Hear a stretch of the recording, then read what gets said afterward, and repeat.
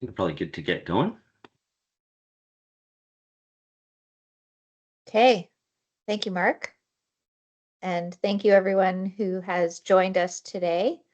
It is a beautiful afternoon and we appreciate your time at this juncture. We know that you're probably enjoying the summer vacation or summer holiday time and we're grateful that you're here. Good afternoon, everyone. My name is Jen Ford, and I'm the chair of the Squamish-Lillooet Regional District. And I'm virtually coming to you today from the unceded and traditional territory of the Squamish Nation and the Lillooet Nation. And I'm grateful to be here today. Please take a moment to acknowledge your presence on the territory in which you sit today. This is the second virtual town hall for the people of Gun Lake who suffered property loss or damage as a result of last year's wildfire. Also joining me today from the board is Sal Demare. I don't actually see him on my list, but maybe he's here under a different name. But I know that he is planning on being here today, and I know that he is eagerly awaiting and listening to the neighbors and the community members. He's always available, and he does an excellent job of communicating that to us on the board as well as to staff. So thank you, Director Demare. We held our first virtual town hall back in April, and what we heard at that meeting is that there are still many challenges facing the community. I want to acknowledge the frustration and reiterate that we are here listening and we are doing everything we can to help where we can. We understand that sometimes there isn't information, or it's slow, or it's not the information that you're looking for, and it's difficult information to receive. And we are doing our best to ensure that we get the most up-to-date information out as soon as possible. We're here tonight to provide some updates and also to hear from you. I am going to pass it over to Heather Paul, our CAO, in just a moment. I don't want it to be lost on this call how we know how frustrating this is, and we know how scary it is, given that we are in very, very hot and dry temperatures. And this is probably a frightening time for many of you, knowing what you went through last year. So we are here and we are listening, and we know how tough this last year has been. I'll turn it over to Heather now, and she can introduce the rest of the team. I will be staying on the call for the duration, but I may have my camera off at periods of time, but that's only because I have sometimes weak internet where I live. So thank you, Heather. I'll turn it over to you. Thank you, Chair Ford. Hi, everyone. It's good to see you after our last meetup in May. I think it was May 29th. C being virtual. I want to just acknowledge today that I am also on the unceded territories shared between the Squamish-Lillooet and the Lillooet, the Squamish Nation and the Lillooet Nation, and recognize that we're all calling in from different areas whose unceded territories we operate on. I'm here to introduce the staff today, and if the staff could just give a wave and so everyone knows who each person is as I go through the list. We have a number of staff members here today, including Mark Phillips, who is the Director of Protective Services. Hopefully you can see him waving there. Omar Butt, Director of Environmental Services. Kim Needham, Director of Planning and Development Services. Patricia Westerholm, who's the Director of Communications and Engagements. Jaya Bremer, who's a Recovery Unit Coordinator. Jay McEwing, the Chief Building Official at the SLRD. And new to our team, Michelle LaRue, who has joined the communications team as a communications coordinator. I thank everyone. I know that we're going to be running past work time, and I thank all the staff here for being here. I too might have to close off my camera for 1 second. It is my son's 14th birthday, and he might be running in just to say hello for a minute. We have plans after this call, though, and I'm here to listen to all of your questions and hope provide some guidance, progress, And we are here to be incredibly transparent. I know this is a frustrating process for everyone, and we're doing our best to advocate for change where we can't make the change ourselves and safely remove barriers for everyone. As many of you know, it's not just the SLRD. There's a lot of other folks that are involved in the recovery process. And also on this call tonight are Rachel Ratcliffe from EMCR and Trevor Boyhay from Ministry of Forests. They're here as well. And we're also joined by Rob Dupuis from the Insurance Bureau of Canada. This was put together looking at all the questions that were outstanding, and the team put together some speakers that could possibly move forward more questions, answer questions that we just don't have the authority to answer or the purview to answer, and try to get some progress for you. You probably have had contact with many of these people already. I'm going to pass it over to Mark Phillips, who's going to basically help everyone go through how to manage teams. One of the biggest ones is turning on and off your mic and your camera. If it doesn't work, sometimes logging off and coming back in. We are going to have questions at the end of the day. And if your question isn't addressed, or if you're just not feeling comfortable asking the questions, you can always email us directly at recovery@slrd.bc.ca, or just submit a question on the recovery website. So Jaya has an update for us. Thank you so much for all your work, Jaya. But before we get that, I'm going to pass it on to Mark. Perfect. Thank you, Heather. As Heather mentioned, I am Mark Phillips, the Director of Protective Services with the SLRD. So I'm just going to touch on a few housekeeping pieces and also about the use of Microsoft Teams. So just so everyone is aware, this town hall is being recorded. Please keep your comments respectful. Consider your own privacy and the privacy of others when speaking. During the question and answer period, we will use the raise hand function, and you can use that to join the queue during the Q&A. Your microphone will be enabled by the town hall host so that you can ask your question. If you prefer to have your question read aloud anonymously, please send them to recovery@slrd.bc.ca.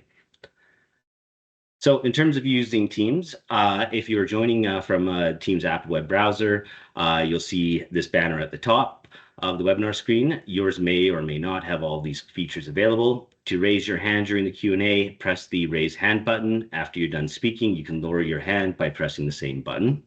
To turn your camera and microphone on or off during the Q&A, you can use the camera and mic buttons. To access additional device settings such as the audio controls or live captioning, you can press the more button, which is the 3-dot symbol. In terms of live captions, to turn on live captions, click the more button, then the language and speech option, and select the turn on live captions. If you are having any audio problems, you can check your audio settings. To do so, click the more button, then the settings option, then the device settings to adjust the volume and ensure that the correct speakers are selected. If you are joining from a mobile device, you can raise and lower your hand by pressing the hand button. To access more features, swipe up from the bottom of the webinar. From here, you can turn on and off your camera and microphone, turn on captions, change your audio settings, and more. Just a brief summary. From here, I will hand it over to Jaya Bremer, our recovery unit lead. Thanks, Mark. So my name is Jaya Bremer. I think I've probably spoken with most of you or been in meetings with most of you by now, but I've been supporting the SLRD and this recovery since September. Yeah, today I just wanted to provide an update to a few different areas. First and foremost, riparian area, which I know is so front of mind for many of you. And then we'll talk about water quality testing, shipping containers, debris management, some work that's going on with land-based recovery and economic recovery. So yeah, we can go to the next slide. So riparian area, honestly, a bit of a disappointment here in that we still don't have clarity on that next update from Walrus, which had been spoken to in May's town hall, and we continue to have conversations with the province multiple times a week to try and get clarity on that and continue to push them to provide us with that. And we keep being told that it's very close, but we're really hoping that we would have something to share by today, and we don't. So this message from Walrus is, I've supplied it here, just a direct quote from them, that the province is working on a solution to rebuilding wildfire-affected homes located in riparian areas and will connect directly with local governments on the progress of the solution. At this time, there is no announcement, but the province is hoping to share further details with local governments soon. The province is advising homeowners to hold off on procuring qualified environmental professionals for riparian assessments at this time.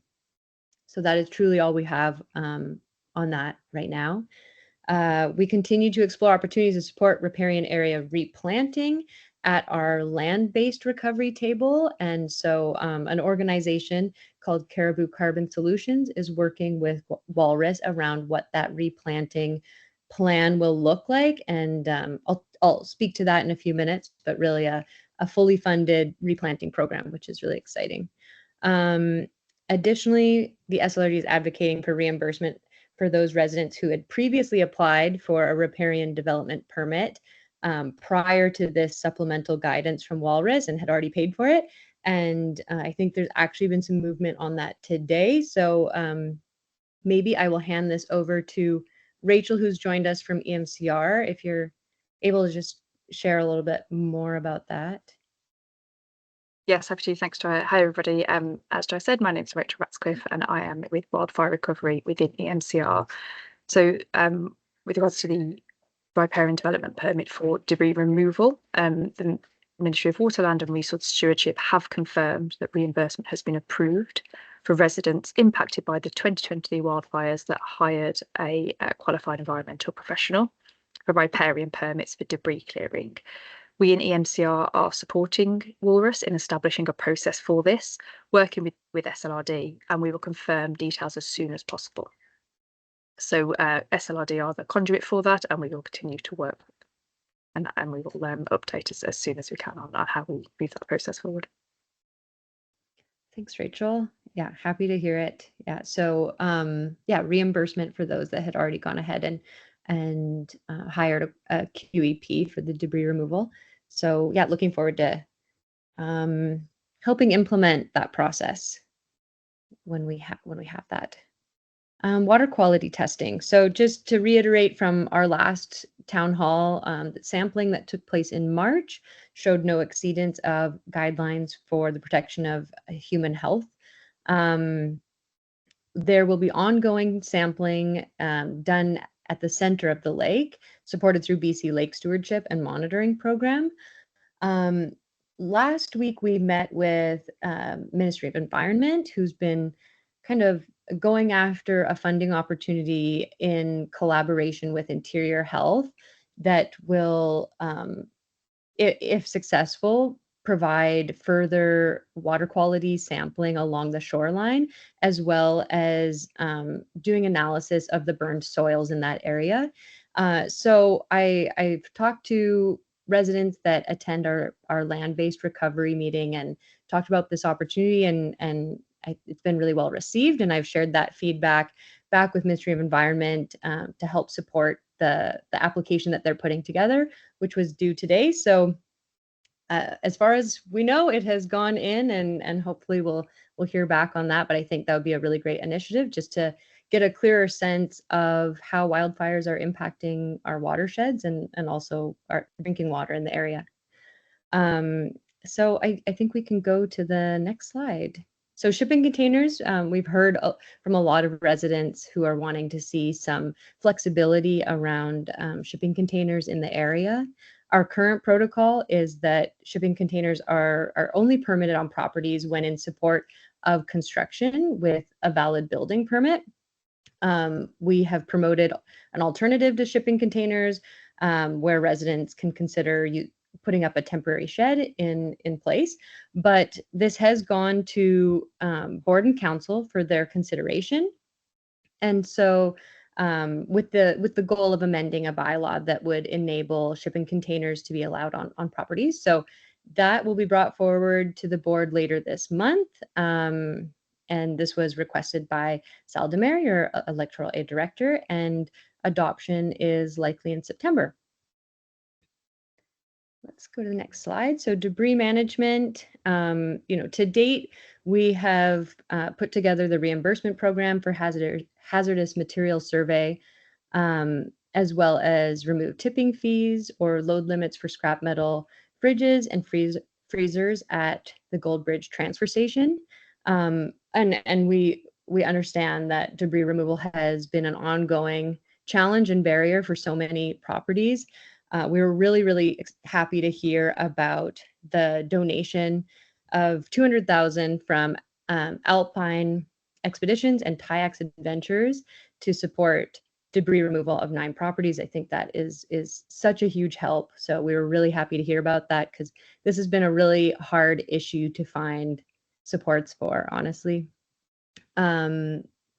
We have put forward some recommendations to board and council, and it was determined at the last meeting that just a better sense of how much concrete remains on the properties was required. So they passed, they're funding a contractor to go onto properties and assess how much concrete is remaining, so that they can determine what possible, if any, solution could look like, and how big this issue is, because we recognize that Goldbridge can't accept it at this time. So we've sent out a few different communications in the last few weeks, hoping people fill out those forms that would grant a contractor access to come onto your property and assess the amount of concrete that remains. I think to date we have about 10 that have been filled out.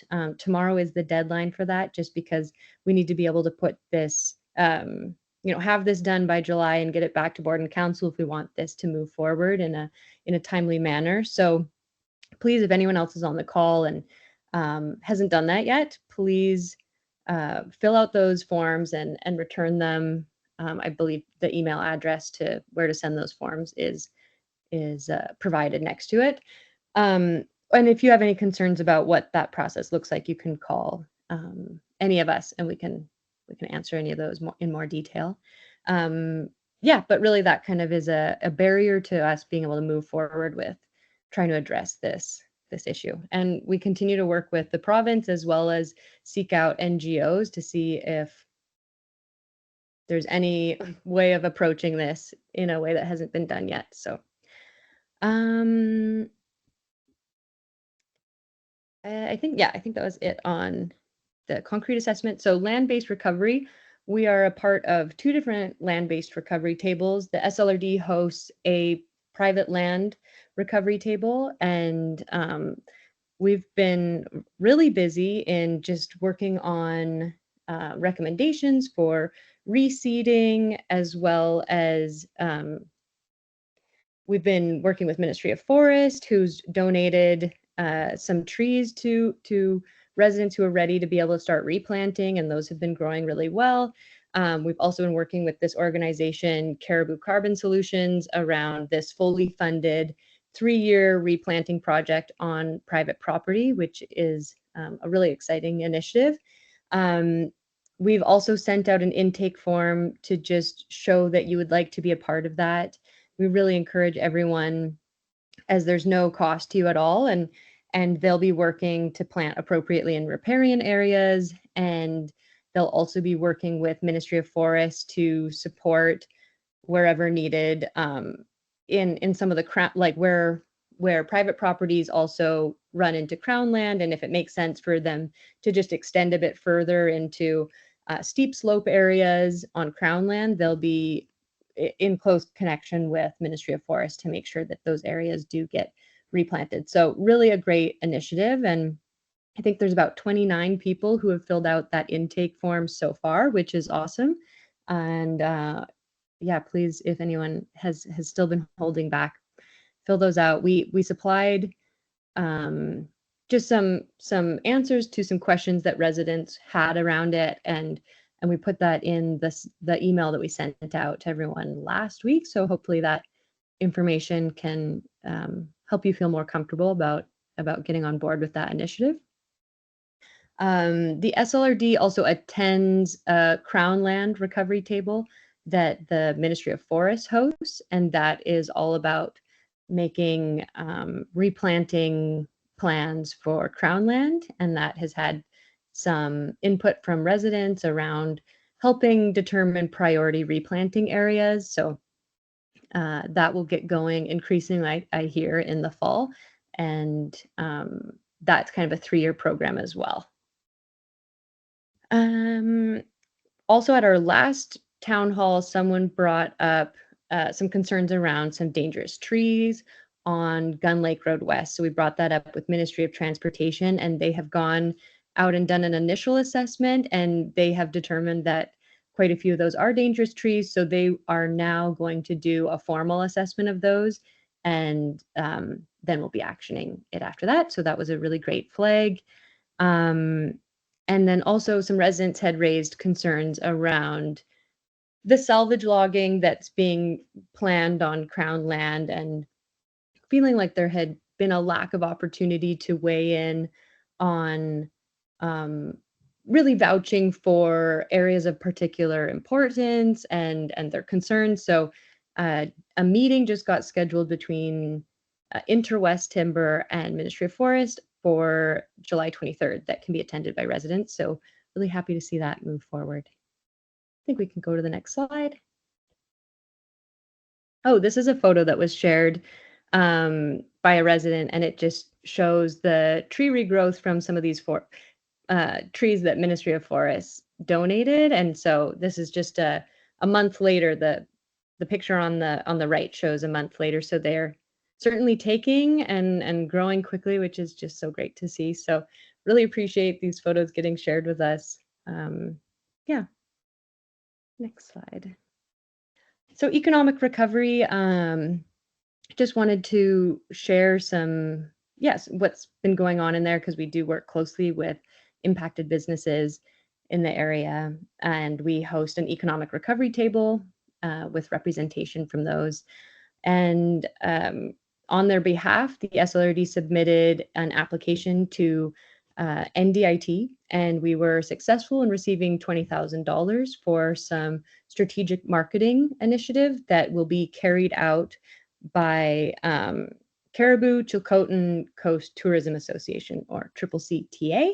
And so they've worked really closely with a lot of the businesses in the area, and they've developed a really fine-tuned and catered marketing plan to support the tourism industry in particular.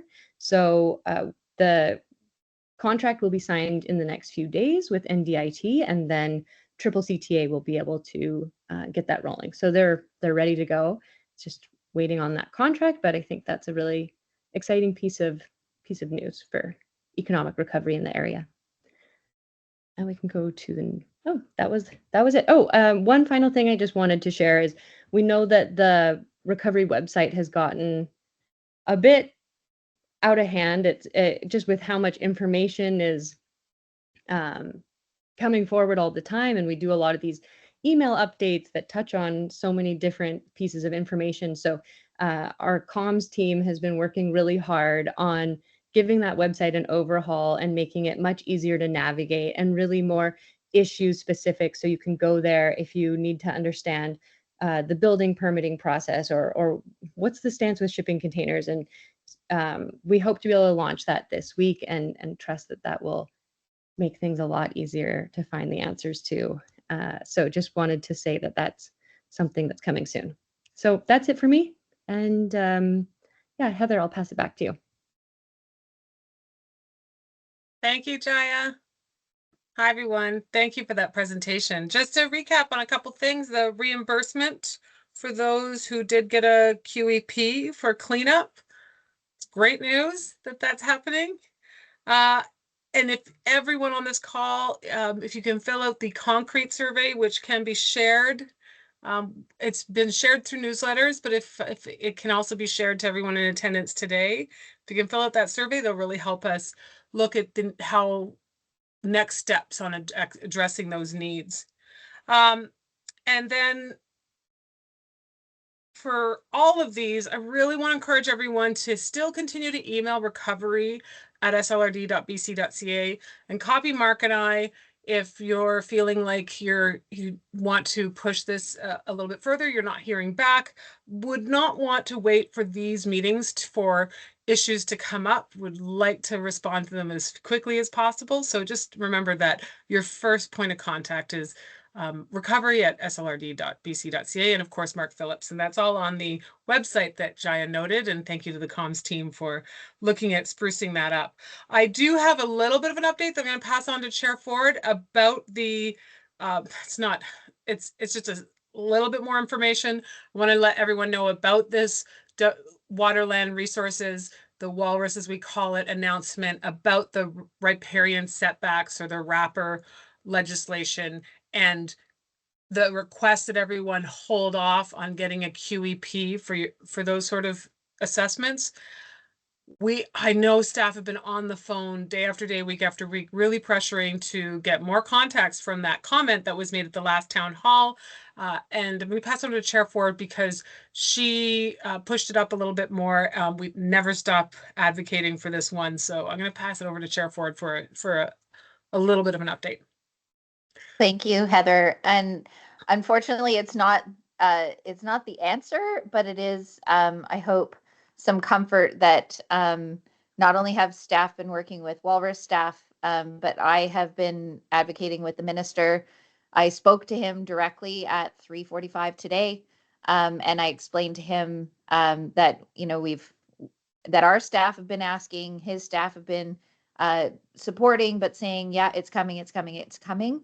And this is, again, back to the specific announcement around the requirement of a QEP. And so as of 4 o'clock today, he said that he will be contacting he already did contact his staff, and they will be contacting local governments and prioritizing getting in touch with me directly ASAP. So I expect something this week, and we'll pass that along as soon as we possibly can. And I think that's all I had to share at this time. Thanks, Heather. Thank you. Do we want to go to the next slide? Just a reminder for everyone where open it up. Reminder for everyone how to raise your hand using the raise hand button. We're open for questions now. Turning on your camera and unmuting yourself. Perfect. Thanks, Heather. Just before we go to right. question and answer period, we have Rob Dupree here from the Insurance Bureau of Canada, and Rob has kindly prepared a presentation. Sorry about that, Rob. Yes, of course. No problem, and thank you, and good afternoon. I'm sharing my screen. Just let me know if everybody can see that. We're good to go. Perfect. So thank you for having me. I'm Rob Dupree. I'm the National Director at Insurance Bureau of Canada. I want to share some information on wildfires and insurance and where things are at right now. So I'll just touch on Insurance Bureau of Canada, or IBC. We're not ICBC. We have one less C, and we're the National Association. We'll talk about residential property insurance. Common question is about insurance availability. So we'll touch on that, touch on future premiums, and an important email and phone number for our Consumer Information Center to share with you as well. So who is IBC? So we're the national association representing the majority of Canada's home, car, and business insurance companies. We don't regulate the industry. We're the nonprofit association that shares general insurance information, and particularly during a lot of the events, you may see some information from us. We try to quantify the different dollar amounts. Last year in BC, the wildfires caused over $720 million in wildfire damage between the Okanagan and the Shuswap areas. So that's BC's costliest insured event, which exceeded the 2021 atmospheric river event as well.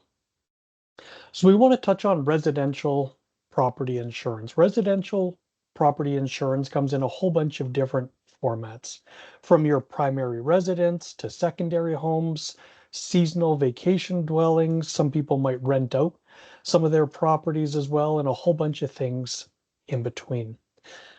So this graphic just shows your house. Your insurance is intended for the stuff that you own. So primarily your house, your outbuildings, and think of a garage or a shed, your contents, and also provides you with additional living expenses for your primary residence if you're evacuated or can't live there during the repair process. A couple of things to note is your insurance policy does not cover the land. So the land is just outside the scope. That's not something that you typically would be able to get insurance for. There's a whole bunch of different endorsements that are available, a whole bunch of different coverages. And across Canada, there's almost 200 different insurance providers. In BC, there's dozens and dozens of companies that offer property insurance. And insurance is sold a variety of different ways. It's sold online or digitally. It's sold through a broker, and a broker typically represents many different insurance companies, or it's sold through a direct writer who just sells on behalf of one particular insurance company. So there are a variety of different options to choose from. And even with brokers, many people choose a broker that has access to many different companies. Different companies have access to different insurance companies in different markets. So not all brokers will have access to the same type of insurance providers. Your home insurance or business insurance, there's a whole bunch of things that it does cover. A standard home or business insurance policy covers wildfire, fire, smoke, also covers wind or tornado, hail, explosion, and lightning. These are commonly insured. But you can also get optional things that you can add on, like overland flood, sewer backup, and earthquake. Not everybody qualifies for all of those, but you can, for most people, add them on. And there's a few things like landslide or storm surge or tsunami that are just generally not insurable in Canada. We just don't have any products that specifically cover some of those things, unfortunately. So I mentioned and want to touch on the claims process. So insurance policies vary. Even though your property may look very, very similar to your neighbor could have a very different insurance policy, different wordings, different limits. They all have deductibles and endorsements and a variety of different options. So don't always compare your insurance with your neighbor's. Talk to your adjuster or your insurance provider because that coverage was specifically tailored and unique to you for your specific circumstances. And a reminder that you can use the service provider of your choice to complete the repairs. So some insurance companies may have what's called preferred contractors. These are just contractors that they're familiar with and have an established relationship with, but you don't have to use them. Your insurance company does have a right to control costs, however. So if you want to use your own insurance provider and they're 10 times the price, you can, but the policy only pays for those reasonable costs. And some policies only cover actual cash value as opposed to full replacement cost.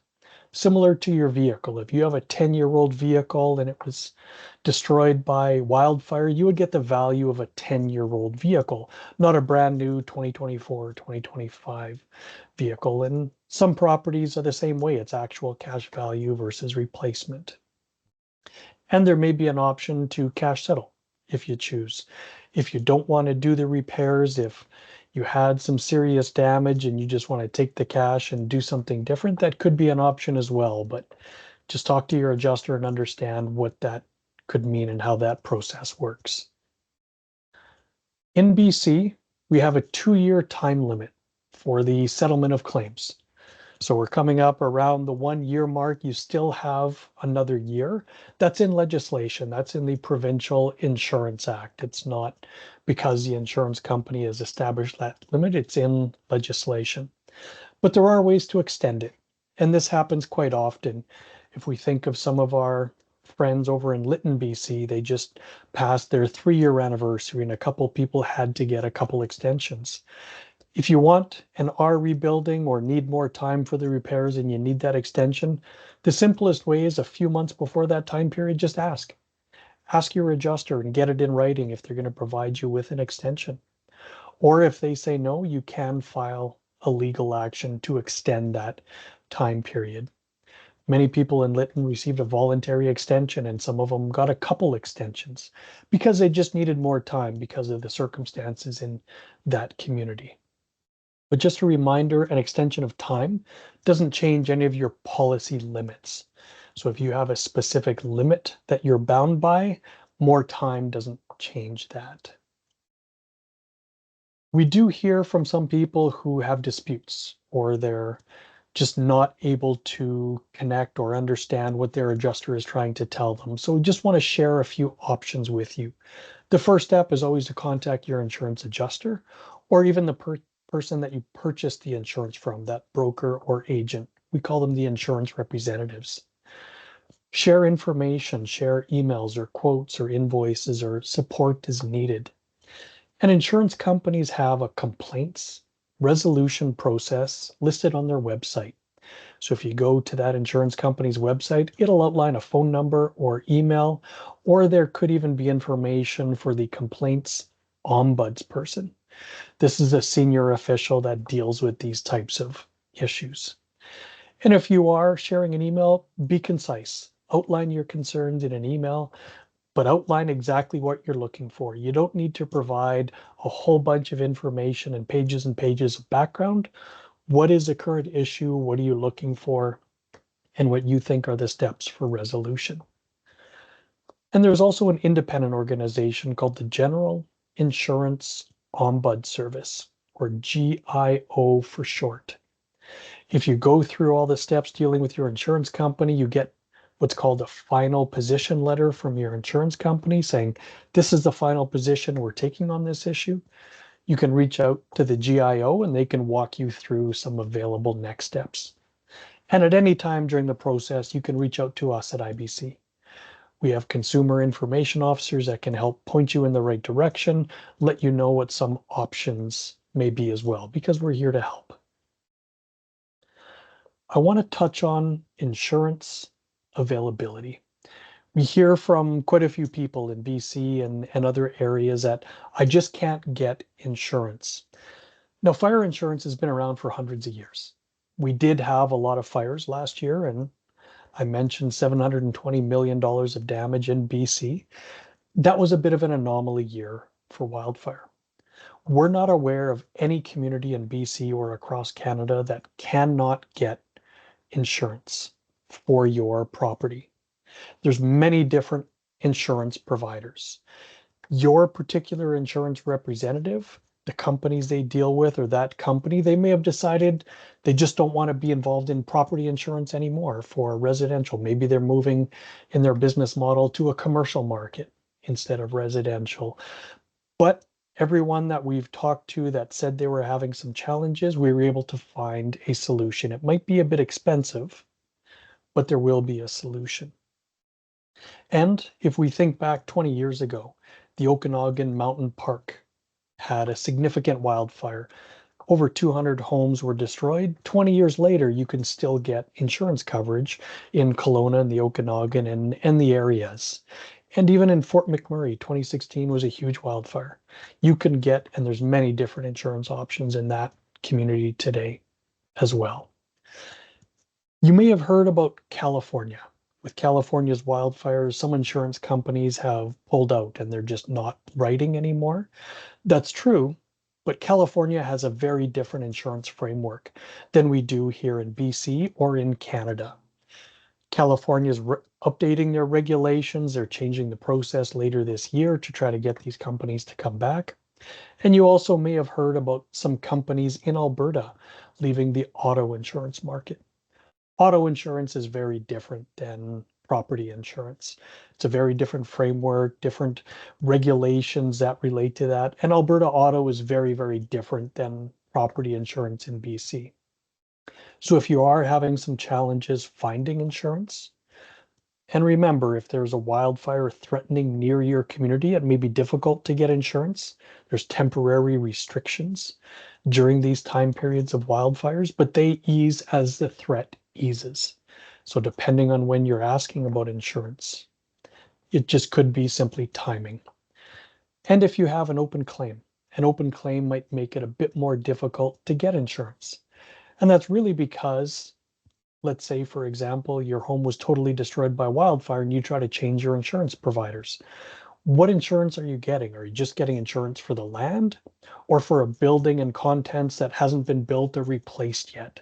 So it can be a bit more challenging.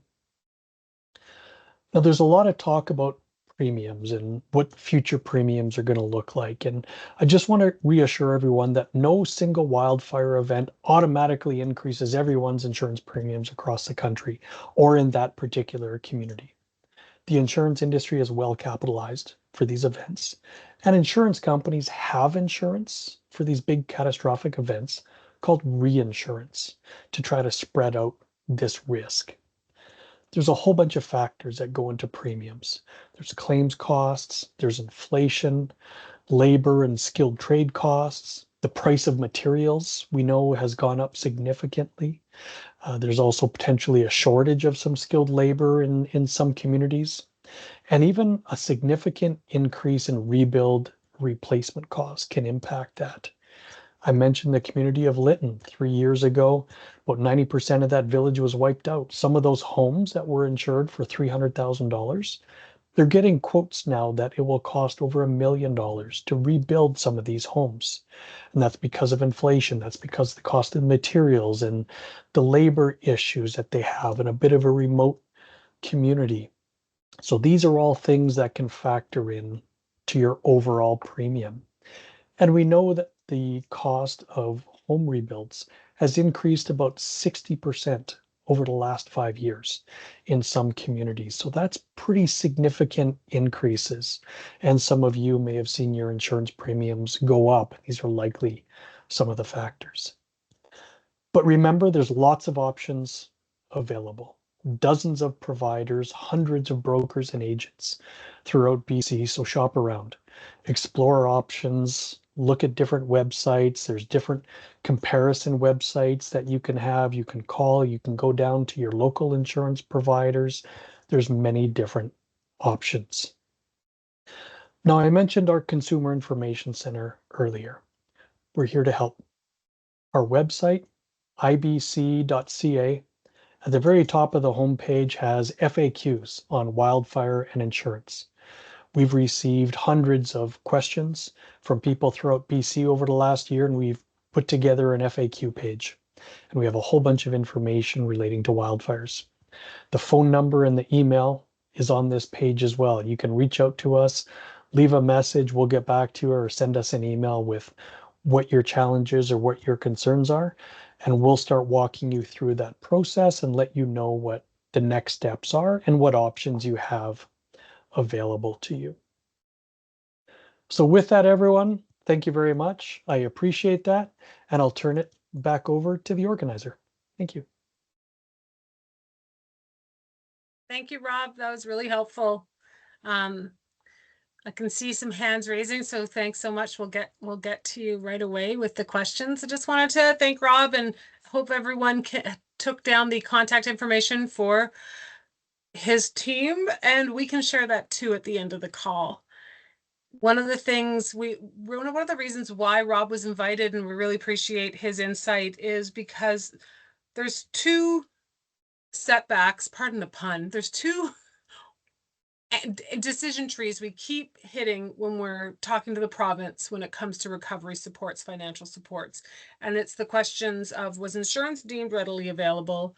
And that puts you down a different decision tree. And is it a primary home or a secondary home?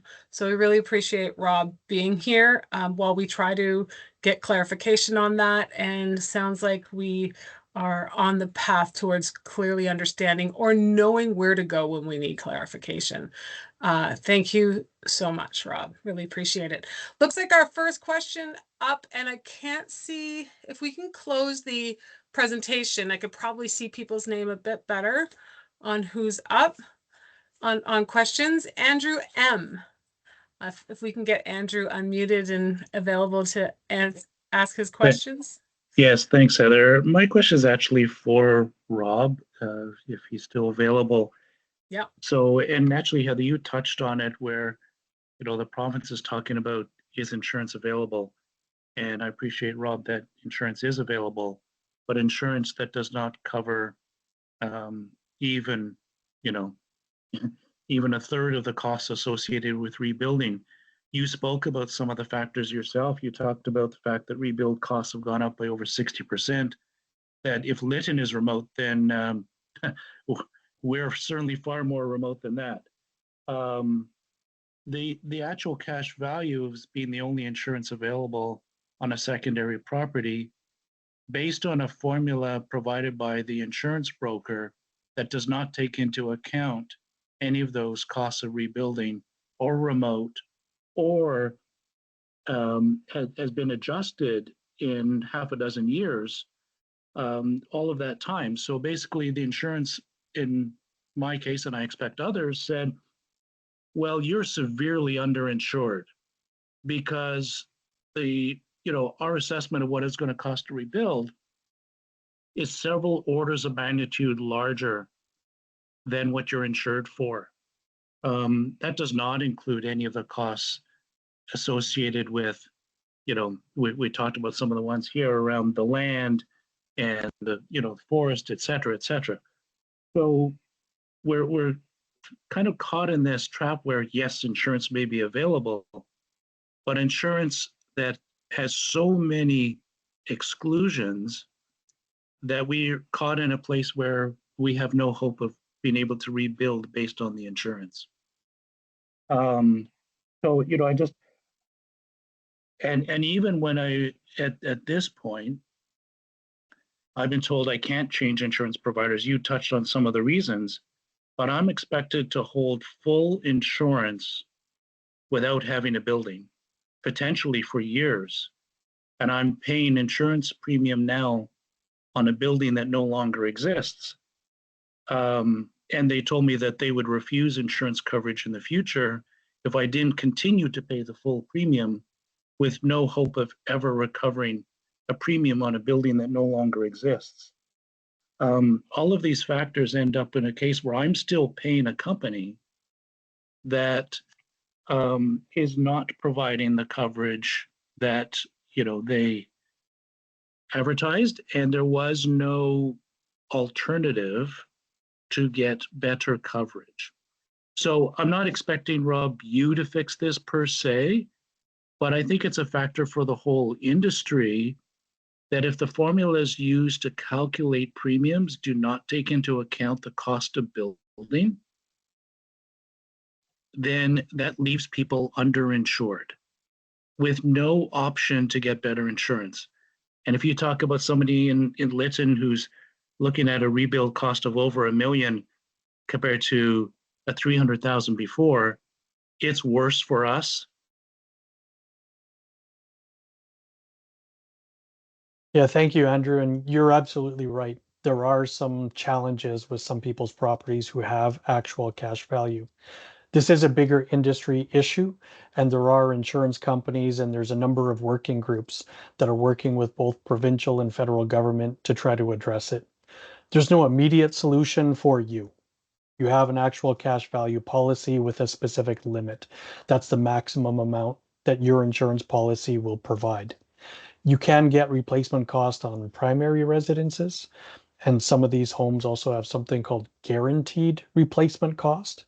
So as long as you're getting the value from your insurance company that says this is the value, they'll pay whatever those replacement costs are. So if in Lytton the costs are double or triple, the policy would still pay well above that limit. That is an option, but that's not available for very many secondary properties or vacation properties or seasonal dwellings.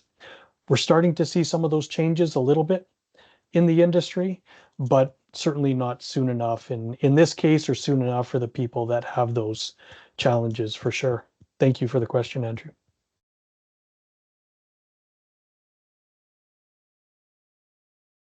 Thank you, Rob. Would you say that it sounds like advocacy is being made right now based on the experiences of the last 4 years? Yeah, it absolutely has, and that's one of our fundamental roles. our role is really working in government relations. So we're working with the federal government and provincial governments on solutions to this and figuring out what that framework looks like and figuring out a process for how more complete coverage can be provided. So we're not dealing with these underinsured situations that are extremely difficult for the residents, the property owners to manage in these circumstances.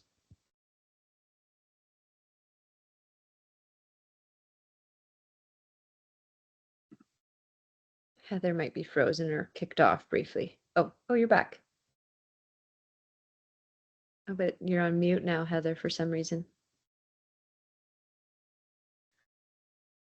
Sorry, gang. I got kicked off by my internet. I'm back. Hopefully, I did catch a little bit of what Rob was saying.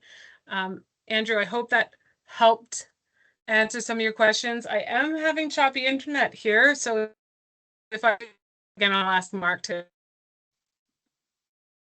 Heather, I had exactly the same challenge as you, Hands up. so I missed most of the Right. answer. Hopefully get access to the recording after. Thank you. Okay, that's a good point. And what I'm hearing is from the SLRD side, the pipe is fine. It is some of our individual sides that might be time for me to call TELUS and ask them to check my line because it has been cutting out and I'm paying top dollar Thank for you. high speed. Thank you. Looks like Sal, we have Sal's hand up. Sal, floor's to you. Thank you, Heather. This is a question for Rob. Here, specifically at Gun Lake, we have the same issue at Tyotin Lake, and we have the same issue at Marshall Lake.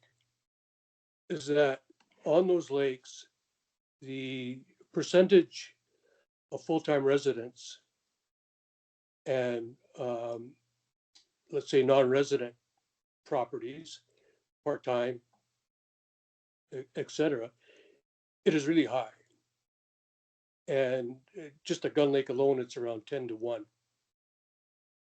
So all our properties in those locations are really recreational properties on those three lakes. I'm just wondering, would it benefit your organization if the SLRD board made a resolution to support what you're doing, your advocacy? It certainly wouldn't do anything to influence the decision makers, which in some cases it's the federal government based on the legislation and the regulation. Insurance companies are bound by more than 500 different pieces of legislation. So getting things to change in some regards, it just takes time, and also the insurer's risk appetite. We do know of one company that has now started to offer full replacement cost and even guaranteed replacement cost on secondary properties that are on lakes. So I don't know specifically about this region in BC. We're trying to get a bit more information about it, but that's just a sign. Insurance is evolving. 100 years ago, fire insurance was the only option, and now we have insurance coverage for cyber incidents and identity theft and all kinds of different coverage that's available today. But yeah, you're absolutely right. This is a challenge we're working towards and finding a solution for that. But fortunately, it's not an easy process. Okay, thank you.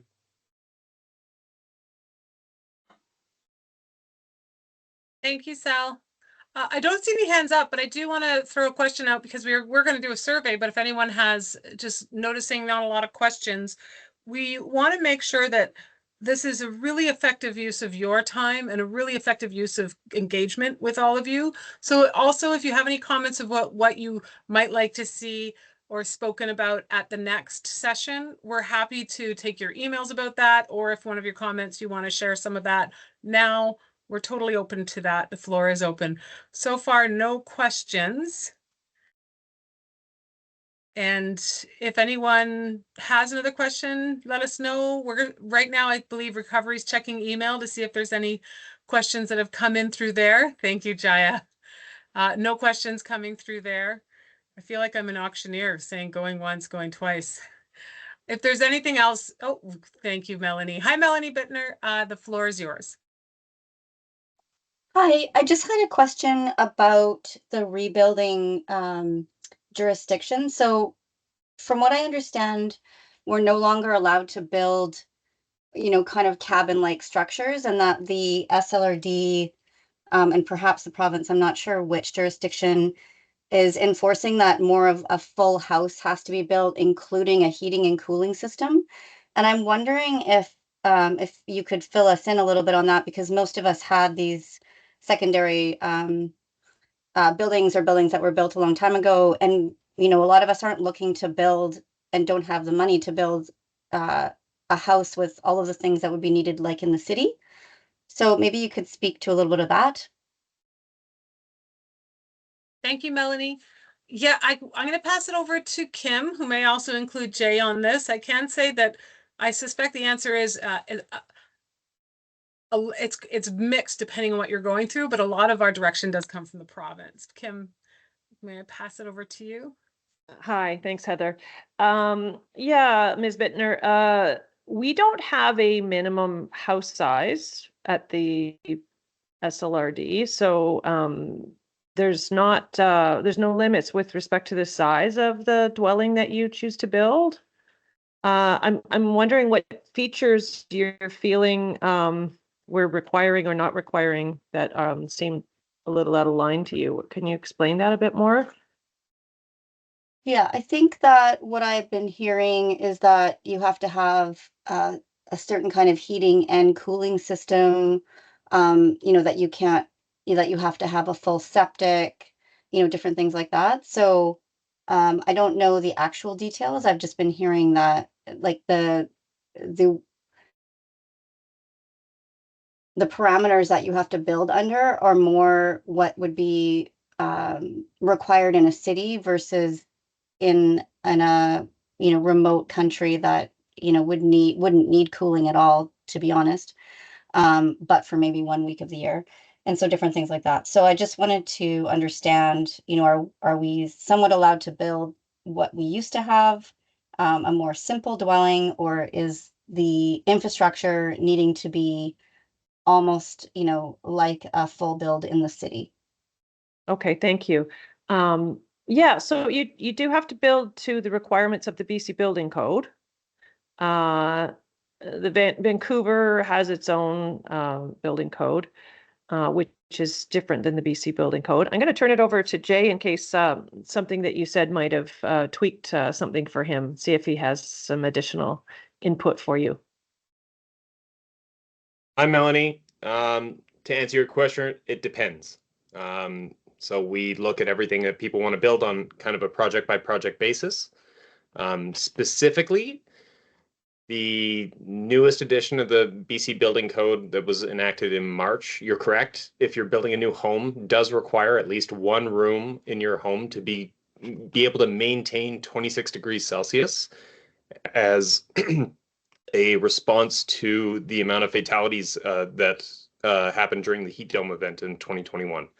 So this is a safety issue that was brought into the BC Building Code, but that doesn't necessarily apply to absolutely every project that everyone's doing. So if people, any homeowners looking into the rebuilding process have specific questions regarding what they want to do and how they want to achieve it, again, I encourage you to reach out to me and the building department at the SLRD, and I can answer individual questions and help you kind of get to your goalposts of your building permit application for the specific house that you want to end up building on your property. There's Okay, really no one size fits all answer to anything when it comes to the building code or what people want to move forward with in projects. So like I said, if you have specifics, please feel free to reach out to me. Okay, and then my second question is it true that if you let the SLRD know where you are burying concrete, that you can bury concrete? No. Okay. We don't encourage anyone to bury concrete on their property. There's some issues there with the Environmental Management Act. The SLRD is currently undertaking some steps looking into how they can assist folks with concrete removal from their properties, but we're at the informational stage right now. I can let Omar speak a little bit more to that because he's championing that measure. Omar, if you're around, do you want to pick up the mic? Yeah, thanks, Jay. Yeah, so we have a form out right now on our recovery site, and that's been emailed out. And it's just asking permission to have a contractor enter your land so we can get an assessment done of what's there to be removed for concrete. And we're gonna try to bring that back to the board for July. And then the board can move forward with how they decide. But yes, burying concrete is not a valid option on your site. Okay, I don't have concrete, but I was curious because I've heard rumors to both sides. So thanks. So it's a very confusing process for everybody. That's all I'm going to say about that. Thanks. So it sounds like probably what also needs to be addressed on our website in our communications is to clarify any rumors about concrete. And thank you for bringing that up because we want to make sure that we have one very distinct and very true line of communication with everyone and very transparent one. So thank you for bringing that up, and we'll make sure that that's also included in the next newsletter. So there's Actually, no I have confusion. one more question if you still have time. Yeah, and I was going to say your septic question too is outstanding.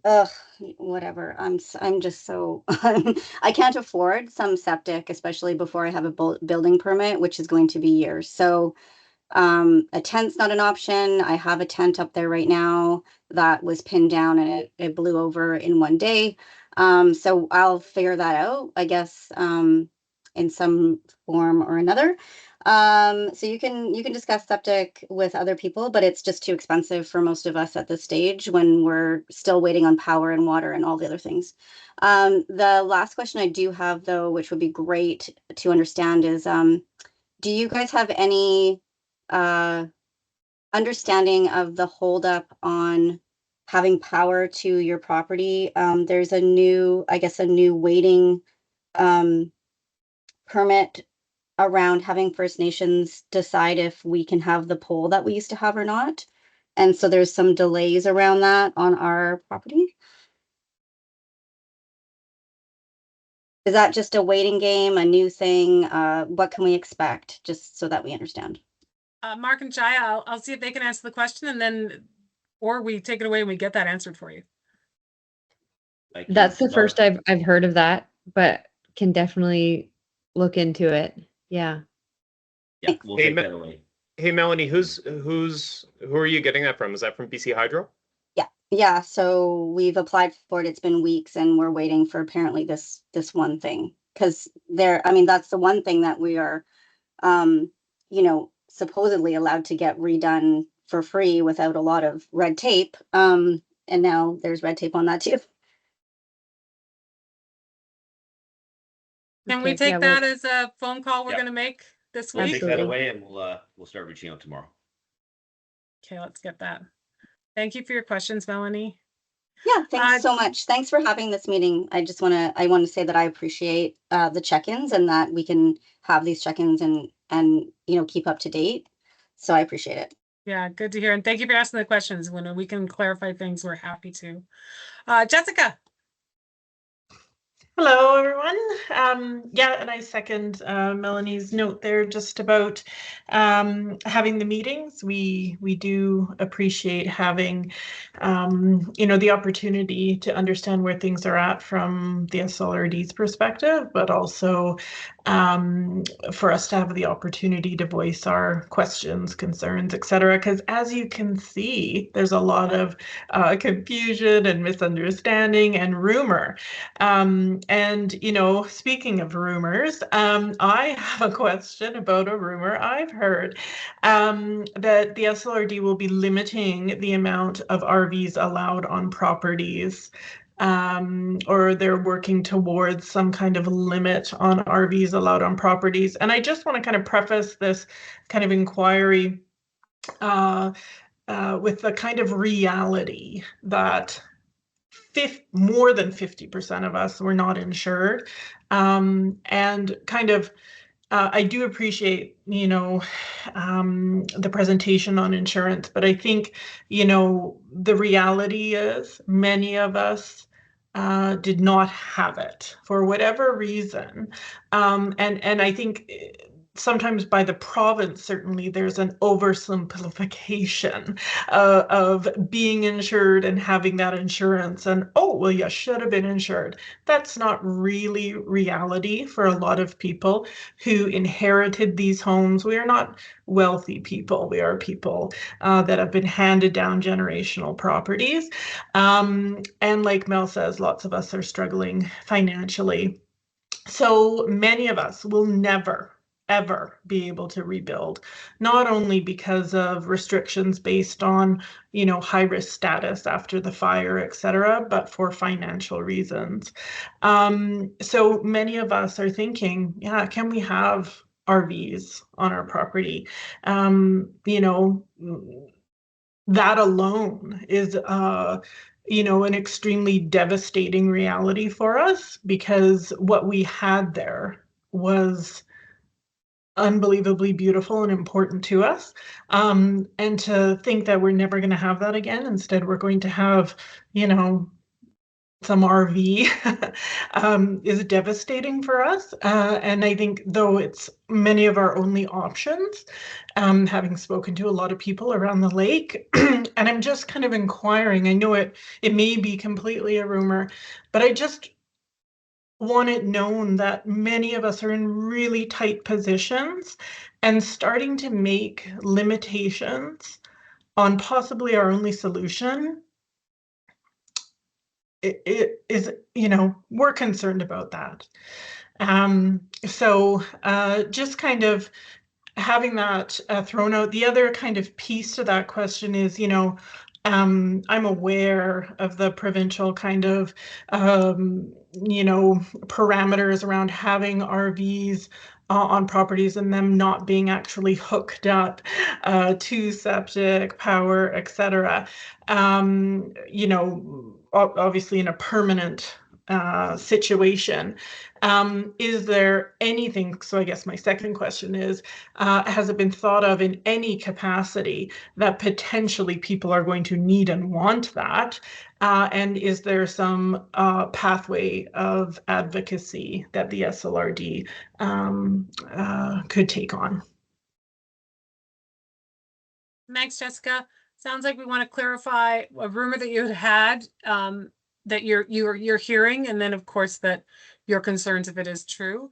I'll pass it on to Kim to talk about the current bylaws, and then anything about these plans that are being discussed. Thanks, Heather. So the SLRD allows for use of an RV in conjunction with a valid building permit during construction. So I'm not sure what other things you heard. RV use within just residential neighborhoods is not allowed anywhere in the SLRD as a form of housing. Residential lots are not zoned for campgrounds, and so the use of an RV is only in association with the permit. RVs can be utilized for up to 28 days. So what about the people that potentially aren't going to get a building permit because of their high risk status? Sorry, can you explain what you mean by high risk status? The geotechnical assessment that is deemed our property and the crown land above it to be high risk for landslide. I see. So are you suggesting that instead of getting a building permit, you would want to live in an RV on a full-time basis? No, we're not living in it. We're utilizing our 78-year family property in the only way we can, which would be a week here, a week there through the summer months.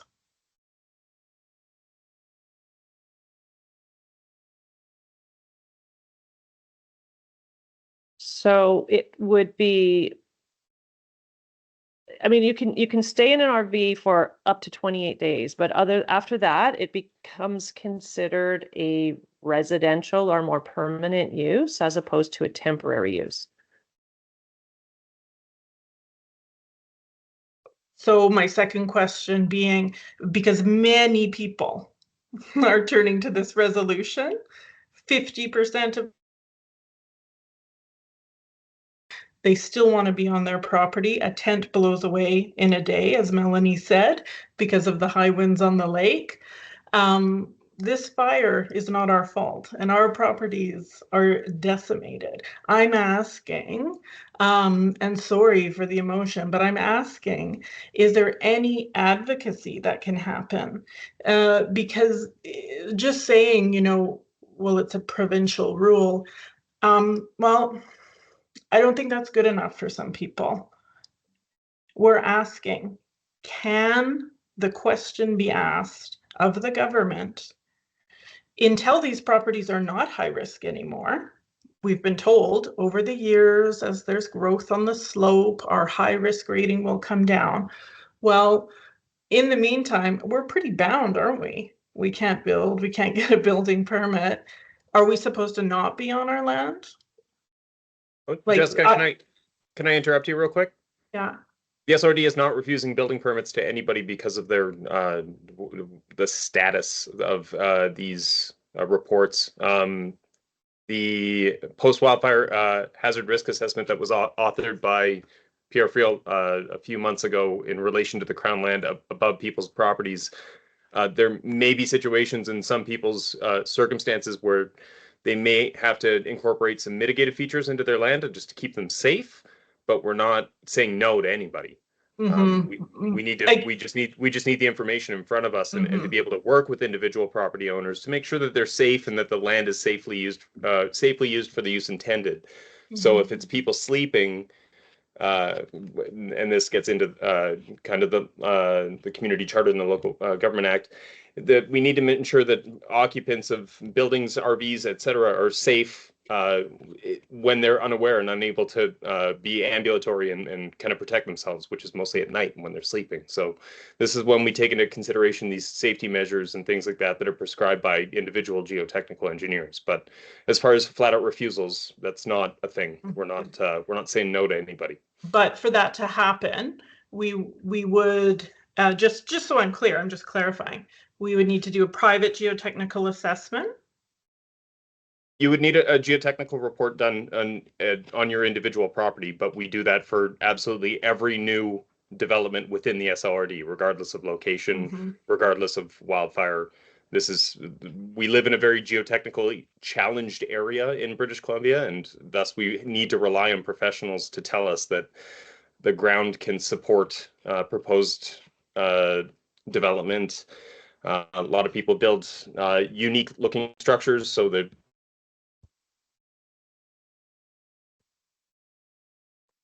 rock may not be as strong in some places, etc. Like there's a number of things to take into consideration when we do these things, and the experts are where we kind of leave that to, because I'm not a geotechnical engineer. I haven't studied this for as many years as Pierre or a number of his colleagues that we see reports from. So just so I can summarize, this is about how can someone with strong financial restrictions when it comes to the property use the property as it was in the past intended, in a loving recreational way with their families. That's right. It sounds like the barriers are financial, which some of those barriers are kind of beyond our control, and some of them might be regulations when it comes to RV use. Currently, residential zoning does not allow for campground use. Can I just clarify one question? 28 days, is that 28 days in total over a year, or 28 days in a row when it comes to RV use? It's 28 days in a row of use. So if 1 week an RV is there, it's gone for 2 weeks, it's back for a week, and that in total over a year equals more than 28 days, are there repercussions there? It's if the use becomes considered more of a permanent use. That's where it becomes problematic. But as Jay noted, there is the additional layer of concern about geotechnical hazards. So even in the event that someone wanted to have an RV there, if there were people staying there overnight and the SLRD had concerns, that could be an issue. Mm-hmm. And that's the community charter, ensuring that everyone's safe even while sleeping. Okay. Jessica, I feel like we can't really give you an answer that is going to help today, but it's something that I think you've put in our mind to better understand and letting us know that RVs are a solution that people are looking at. I don't think we answered a rumor, which was that the SLRD, a rumor going around that the SLRD is going to restrict how many RVs you can have. I want to quickly address that, and then I do want to move on because we do have 14 minutes left in the call, and we have 3 hands up, which is great. Thanks, Heather. Kim, and as I understand, there's currently no work on adding more restrictions on RVs. It's just the existing restrictions? That's correct. So no work is being done to try to make that even harder. Thank you. If that helps. Mr. Williamson, Dave, you're the next hand up. Thanks, Heather. Excuse me, I came in a little late, so this may have already been covered. But a lot of the meetings that I've been attending the last month or so, the subject of outhouses keeps coming up. And I thought, since we've got the people here that know, we could maybe hear what the real policy is. One of the things that I heard was that if you had an existing outhouse that burned, but you had a hole, you could reestablish the outhouse in situ as a renovation. And I don't know if that's true or not. So maybe you can let us know one way or the other, because it seems to be a hot topic around the lake. Yeah, I will pass it on to Kim and Jay. Dave, thank you for that question. I did ask those same questions recently, and it did come up at the board. So I can tell you, prior to Jay and Kim coming on, what, as I understand it, if 75% of the building is destroyed, if more than 75% is destroyed, it's considered new. And at which point, that's when the interior health and the BC sewer management regulations come in. I don't think you can consider the bottom part of that part of the percentage of its whole. It's the construction material. I will pass it on to Kim, though I know she answered some of these questions at council, and she can pass it on to Jay if she feels. Yeah, thanks. I am actually going to just turn this over directly to Jay as he deals with this issue more directly as the building official. Hi, Dave. So Interior Health's direction to us is that outhouses were written under the Public Health Act in 2006. No new outhouses are permitted anywhere within the SLRD or Interior Health's region, and most of British Columbia. I think Northern Health has a couple of areas where it is acceptable, but I have no idea. I can't speak to that. Heather was correct in what you quoted, that the limits to substantial reconstruction exist at 75% or more of the structure needs to be rebuilt. Then they consider it a new outhouse, and it is against the Public Health Act. So outhouses are not an acceptable way of dealing with waste on private property. It's got to be either connected to a municipal sewer system, which we don't have, or on-site wastewater management. Thanks, Jay. Dave, I will say the conversation happened at the board meeting last month, and it was put forward by Director Demare that the SLRD board consider sending a letter to Interior Health. And one of the things that the board struggled with was the fact that these decisions are made for the health and safety of the water around and the environment around. So the board struggled with fighting for water quality and ensuring water safety, while at the same time writing a letter to Interior Health saying, based on your decision for safe water and safe environment, we don't agree with this. And so that conversation took place at the board, and they really struggled with a proposal to send a letter against that decision. It's at this point that, as I understand, is the board's position. I think more conversation is always open. We're a government and a democracy, and there are times where we say case closed, but we can still keep listening. But right now, the requirement is that an outhouse be not just be rebuilt over the existing hole, and that current regulations be followed. All right, yeah, that takes care of my second question, which was the concern about a number of the outhouses around the lake are too close to the lake. The old guideline was 30 meters setback, and so I was a little bit concerned that somebody may be able to reestablish an outhouse, 10 feet from the lake, because that's where their old outhouse was, but that doesn't seem to be the case. Thank you for that. Ms. Bittner, you're actually, yeah, Ms. Bittner, and then actually, Ms. Bittner, do you mind if I give Dawn? Yeah, go ahead.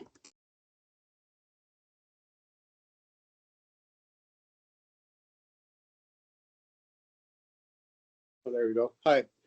Just wanted to clarify on the RV situation, because we were considering putting an RV on our property. So can the RV sit there all year round? Just can't be occupied more than 28 days in a row?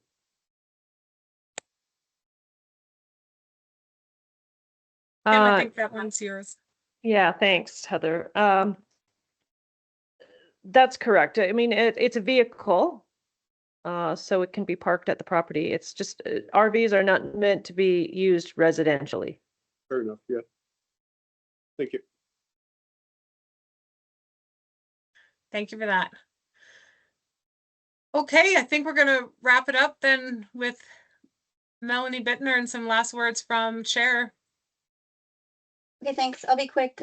So just back to the RV, I think I just want to put it out there to this team as you're advocating for our community, that when you say things like an RV is considered a campsite, that's not helpful, because we've owned these properties for multiple generations and we're not running them as campsites. So I just, from the advocacy standpoint, I'd really like you guys to really consider what would happen if your property was obliterated, and help us figure out how we can still have our kids and our families enjoy the properties. And so for me, it's semantics to say that something that looks like an RV is considered a campsite, whereas if if you had a box that was there that's like a 10 by 10 or something, it's not. So I just want you guys, when you're considering our questions, to not say things like, well, there's, you can't be using it as a campsite. It's not a campsite. It's our property and our home, and it's multi-generational, and it's devastating for us. And all we hear is you can't do anything except build a very expensive, mostly out of like almost nobody here will be able to do that. So that's what we're asking for. And then the second part, I think I'll just leave it at that for now. So thanks. Thank you, Melanie. Okay, does anyone have any more questions?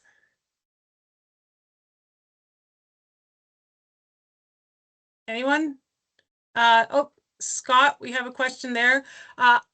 And Scott, we do have 6 minutes. I'll put that on you. Thank you. No. Okay, a couple of things. Can you hear me? Yeah, we can. Okay, I'm just curious. I've been off and on the call here because I'm at work right now, but how many permits have been applied for right now for people affected by the wildfire, and how many have been approved as of right now? Thanks, Scott. I'll pass it over to Jay. Hi, Scott. Hi. Almost got you at the finish line. We've got 6 applications, and we are issuing the first permits this week, I think. We were just waiting on the last bits of paperwork to come in, and I think we're there. Okay. Second part of my question, with reference to RVs and so forth. I look across the lake directly from me at 4 RVs that are there with beautiful covers over top of them that have been there for 10 plus years. So if those 53 people that are affected by the wildfire have to prescribe to the rules, then I think everybody around the lake and the rest of the electoral A need to prescribe to those rules too then. So I hope that the SLRD has quite a few people on staff to deal with these other RVs and so forth around the lake and the region.